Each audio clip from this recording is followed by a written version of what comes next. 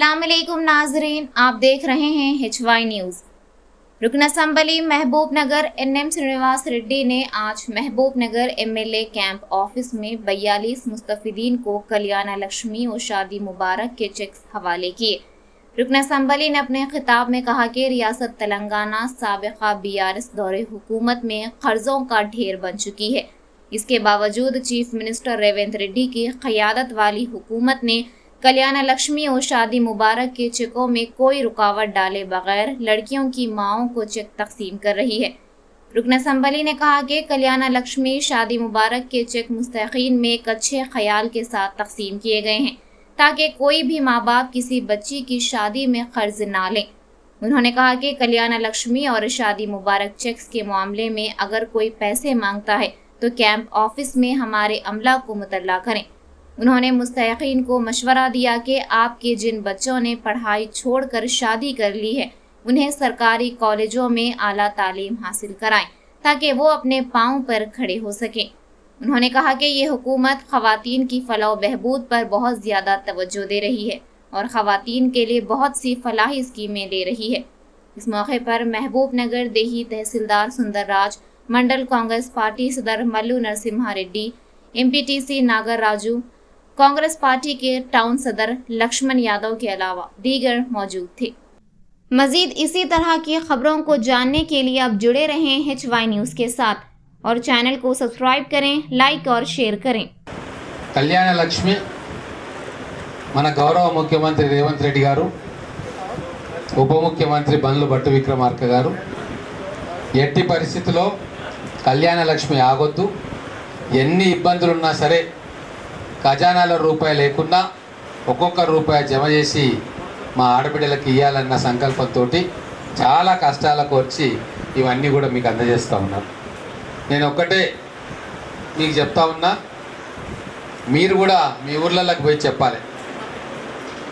పెళ్ళైన తర్వాత వెంబడే ఒక నెల రోజుల లోపల ఆన్లైన్లో అప్లై చేసుకోండి.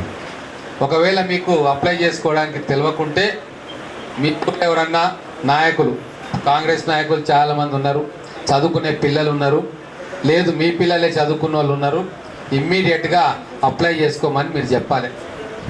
ఎవరికి కూడా ఒక రూపాయి ఇవ్వాల్సిన పనిలే. ఎవరన్నా మీ దగ్గరకు వచ్చి కళ్యాణ లక్ష్మి నేను ₹1,00,000 ఇప్పిస్తా, నాకు 5,000 10,000 అంటే ఇమ్మీడియట్గా వచ్చి ఆఫీస్లో మీరు కంప్లైంట్ చేయండి.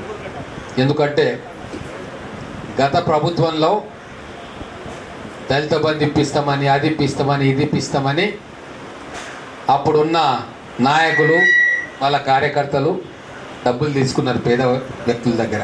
ఇక్కడ మన ముఖ్యమంత్రి గారు ఒకటే మాట చెప్తున్నారు, పేదవాళ్ళు వాళ్ళ దగ్గర ఒక్క రూపాయి కూడా మనం తీసుకోవద్దు, మన కార్యకర్తలు కూడా నిక్కచ్చిగా ఉండాలి, సేవ చేయడానికి ఉండాలి, అర్హులకు సంక్షేమ పథకాలు ఉండాలి అన్న సంకల్పంతో ఉన్నారు.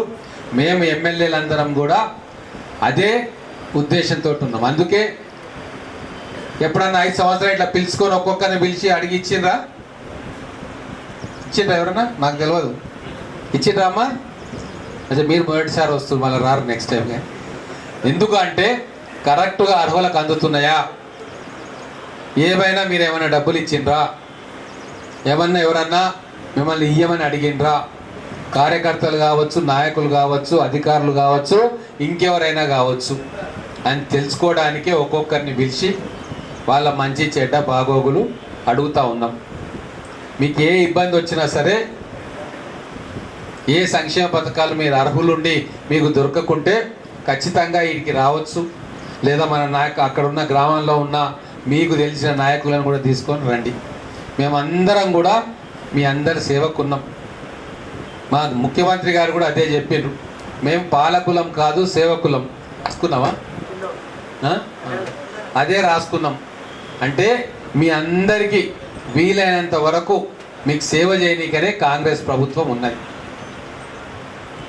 రేపు చాలామంది పిల్లలు, ఆడపిల్లలు చదువు మధ్యలో బంద్ చేసి, నేను అందుకే అడిగిన, కానీ దయచేసి పెళ్ళైనా సరే మీరు చెప్పండి మీ పిల్లలకి, మీ దగ్గరలో ఉన్న గవర్నమెంట్ డిగ్రీ కాలేజ్ ఉంటుంది, అక్కడ పోయి మీరు చదువుకోవాలి. కష్టమైనా సరే కొంతమంది పిల్లలు ప్రెగ్నెంట్ అన్నారు, నో ప్రాబ్లం, ఓ సంవత్సరం అయినా సరే ఖచ్చితంగా డిగ్రీ పూర్తి చేసుకోవాలి. ప్రతి ఆడపిల్ల ఉచితంగా చదివించే కార్యక్రమం మా ప్రభుత్వం తీసుకుంటుంది. భవిష్యత్తులో డిగ్రీ చదివే పిల్లలకు కూడా అంతో ఇంతో మీకు సపోర్ట్ చేసే కార్యక్రమం కూడా కాంగ్రెస్ ప్రభుత్వం చేస్తుంది. కాబట్టి మగపిల్లలైనా ఆడపిల్లలైనా 10వ తరగతికో 12వ తరగతికో చదువు ఆపొద్దు. ఖచ్చితంగా మీరందరూ కూడా పిల్లల్ని డిగ్రీ చదివించాలంటే 15వ తరగతి పాస్ చేపియాలి. అప్పుడు వాళ్ళకు కూడా నాలెడ్జ్ వస్తుంది, వాళ్ళకి ఎట్లుండాలి బయట అని వస్తుంది. ప్రభుత్వ గవర్నమెంట్ నౌకరో ప్రైవేట్ నౌకరో ఏదో ఒకటి వస్తుంది, వాళ్ళ కాళ్ళ మీద వాళ్ళు నిలబడతారు. ఇది మీ పిల్లలకు చెప్పాలి. మీరు ఖచ్చితంగా మీ ఊర్లలో పోయినప్పుడు మీ పక్కన మీ కులపోళ్ళు కావచ్చు, మీ పక్కింటోళ్ళు కావచ్చు, మీ స్నేహితులు కావచ్చు, లేదా సంఘంలో ఉన్న వాళ్ళని కావచ్చు, అందరికీ కూడా ఈ మాట చెప్పాలని చెప్పి మిమ్మల్ని ఇక్కడ పిలుచుకుంటా ఉన్నాం. భవిష్యత్తులో ఎప్పుడు ఏ సంక్షేమ పథకం ఉన్నా అధికారులు లిస్ట్ అవుట్ చేసినా, మా నాయకులు లిస్ట్ చేసినా నేను పర్సనల్గా కూర్చొని ఒక్కొక్కటి వాళ్ళు అర్హులా కాదా అని చెప్పి టిక్ చేసి తర్వాతే ఇస్తా. మీకు ఎవరైనా ఎందుకు చేస్తా అంటే మిమ్మల్ని ఎవరైనా డబ్బులు తీసుకొని నేను ఇస్తా అని చెప్పి గత ప్రభుత్వంలో చేసినట్టు ఎవరైనా నాయకులు చేస్తే కూడా ఆ బండారం ఈడ బయటపడుతుంది. కాబట్టి మా కాంగ్రెస్ కార్యకర్తలు నాయకులు ఖచ్చితంగా మీకు సేవ చేస్తారు. ఎవ్వరు కూడా ఒక్క రూపాయి కూడా మిమ్మల్ని ఆశించరు, మీకు సేవ చేస్తారు. భవిష్యత్తులో మా సేవ నచ్చితే మీరు ఎక్కడ వేయాలనో అక్కడ వేసుకుంటారు, అది మీ ఇష్టం. కానీ ఈ 5 సంవత్సరాలు ఏ దళారీ వ్యవస్థ లేకుండా ప్రభుత్వం ఇచ్చే సంక్షేమ పథకాలు మీకు అందాలని చెప్పి ఈ కార్యక్రమం చేసినాం. ఎంతో ఓపికగా మీరు అందరు ఇక్కడికి వచ్చి కూర్చున్నందుకు ధన్యవాదాలు. అలాగే ఇక్కడికి తీసుకొచ్చిన అధికారులందరికీ, మా నాయకులందరికీ కూడా ధన్యవాదాలు తెలుపుకుంటూ ముగిస్తూ ఉన్నాను.